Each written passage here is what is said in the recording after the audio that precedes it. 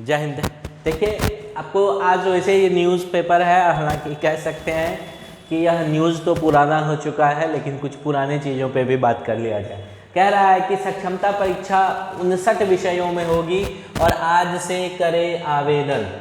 ये आज से, हालांकि अभी हम साइट पे खोल के आपको दिखाएंगे, आज से कोई आवेदन करने का अभी तक लिंक एक्टिवेट हुआ नहीं है। हमको लगता है शाम 7 बजे के बाद एक्टिवेट हो सकता है। क्या कुछ है इसमें खास, पहले उसको देखेंगे। उससे पहले अगर आप इस चैनल पे नए हैं तो चैनल को सब्सक्राइब करके बेल आइकन की घंटी को ज़रूर दबाइएगा और हमें अपना प्यार और सपोर्ट दें, ताकि आप ही लोग के सपोर्ट से हम लोग आगे बढ़ते रहें। देखिए, कह रहा है कि ये पूरा न्यूज़ आप देख सकते हैं कि नियोजित शिक्षकों को राज्यकर्मी का दर्जा देने के लिए जो सक्षमता परीक्षा होना है, और अंतिम तिथि फॉर्म भरने का आपको पता है कि 15 फरवरी है। एग्ज़ाम जो है सर आपका 26 फरवरी से लेकर के 13 मार्च तक होगी।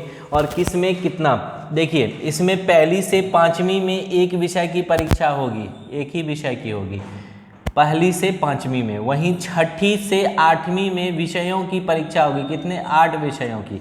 तो 8 विषय में क्या क्या हो जाएगा आपका? मैथ साइंस तो एक ही पेपर होता है, सोशल साइंस एक पेपर होता है, उसके बाद भाषा का पेपर हो जाएगा, और ये मिला करके 8 विषय हो जाएगा। इसके अलावा माध्यमिक यानी 9वीं 10वीं में 19 विषयों की परीक्षा होगी और 11वीं 12वीं में 31 विषयों की परीक्षा ली जाएगी। 16 फरवरी तक अपना आप लोग एडमिट कार्ड डाउनलोड कर सकते हैं। 150 कुल वस्तुनिष्ठ प्रश्न होंगे, निगेटिव मार्किंग नहीं है, घबराने की कोई बात नहीं है। 15 फरवरी तक ऑनलाइन आवेदन करना होगा। अभ्यर्थियों को 3 जिला का ऑप्शन देने का विकल्प मिलेगा।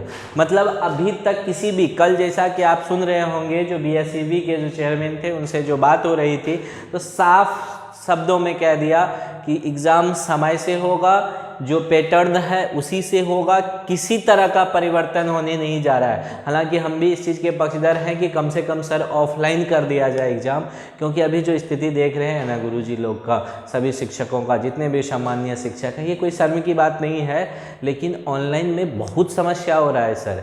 आज का मान लीजिए जो यंग है, अंडर 40 है, 45 है, उन लोगों को उतनी ज़्यादा समस्याएं नहीं हो रही है, परंतु जो लोग अब लास्ट टाइम में हैं, 50 प्लस चले गए हैं, 55 में हैं, और उनको आप कह रहे हैं, मतलब 20 साल से जो जॉब में है, ऑब्वियसली कोई 30 साल में ज्वाइन किए होंगे, 50 तक पहुंच गए हैं, उनको आप कह रहे हैं माउस चलाने के लिए नहीं होता है, माउस चलाने में समस्या हो रही है।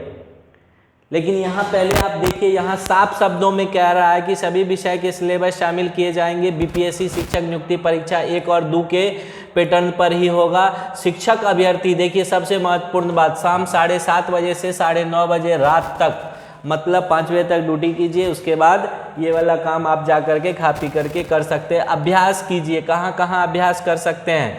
ऑनलाइन देने में संबंधित अभ्यास नज़दीकी ऑनलाइन परीक्षा के लिए आप कहाँ कहाँ कर सकते हैं? प्राथमिक शिक्षक में जा कर के आप कर सकते हैं, PTC में। उसके बाद जो है डाइट बाइट जो भी नज़दीकी है, वहाँ जा कर के आप, कह रहा है कि प्रैक्टिस कीजिए, आप प्रैक्टिस कीजिए। इसका क्या मतलब? प्रैक्टिस करने का मतलब है अभी तक विभाग में किसी तरह का आपके प्रति कुछ नहीं है, आपका एग्ज़ाम होगा सर और ऑनलाइन ही होगा, लेकिन नहीं होना चाहिए। बहुत समस्या हो रहा है सर, धरातल पे देख रहे हैं ना हम लोग, बहुत दिक्कत हो रहा है सर लोग को।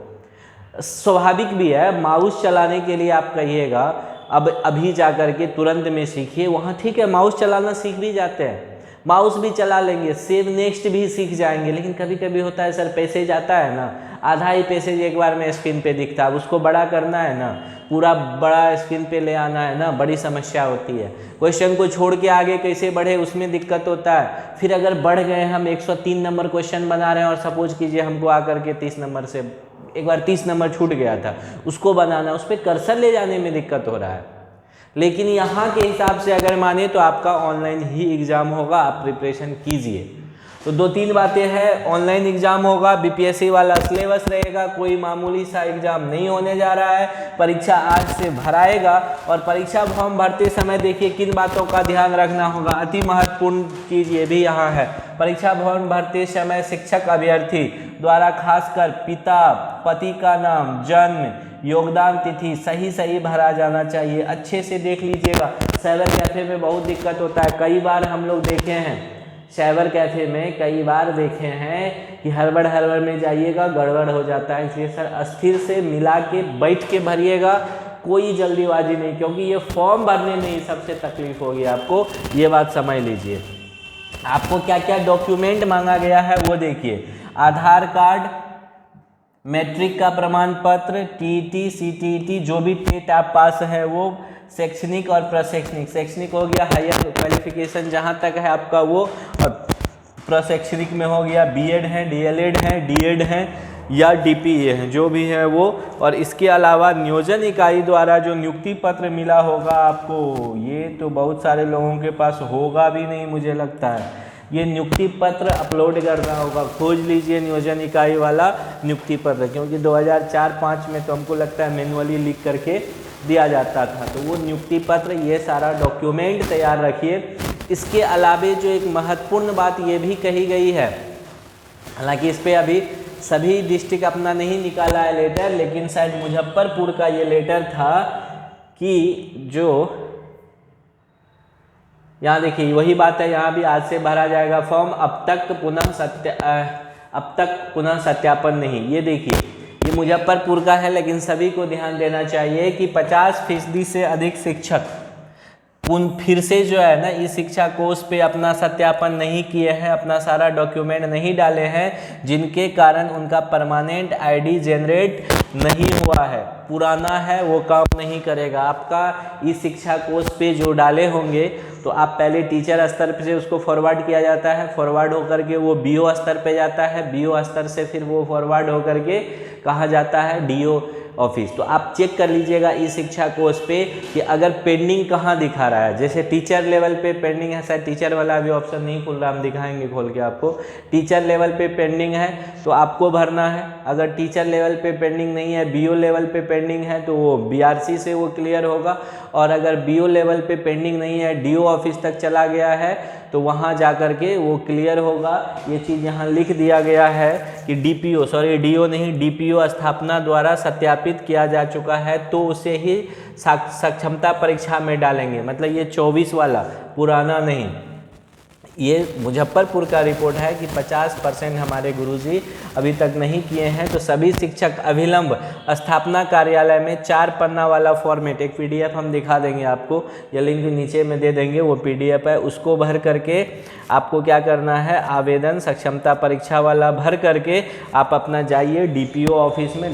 डीपीओ स्थापना में आपको क्या मिलेगा, वहाँ से परमानेंट टीचर आईडी मिलेगा, वो आईडी लेकर के ही आपको फॉर्म भरने दिया जाएगा, अन्यथा फॉर्म आपका रिजेक्ट हो जाएगा। तो सर देखिए, जितना एग्ज़ाम में परेशानी है ना, केवल एग्ज़ाम आपकी लड़ाई नहीं है, आपकी लड़ाई फॉर्म भरना भी है, क्योंकि देखिएगा इसमें बहुत सारा कन्फ्यूजन होगा फॉर्म भरने में। हालांकि देखिए अब आज अगर लिंक एक्टिवेट हो जाता है तो उसको देखेंगे क्या क्या कैसे कैसे मांग रहा है, उस पर भी एक वीडियो लेकर के आएंगे। और फिर से हम कह रहे हैं सर, आपको अगर कहीं भी तकलीफ हो फॉर्म भरने में या किसी तरह का जो है ये ऑनलाइन वाले प्रक्रिया में, तो आप हम लोग को संपर्क कर सकते हैं। आप कमेंट बॉक्स में लिख दीजिएगा, हम पर्सनली भी आपको नंबर पे कांटेक्ट कर लेंगे।